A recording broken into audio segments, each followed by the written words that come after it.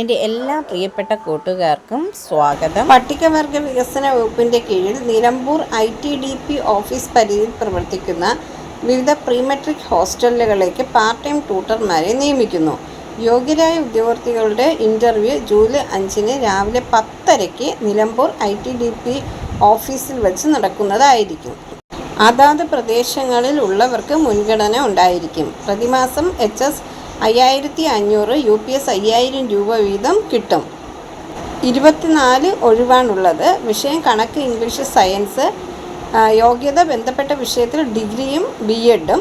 കൂടുതൽ വിവരങ്ങൾക്ക് ബന്ധപ്പെടേണ്ട ഫോൺ നമ്പർ 04931220315.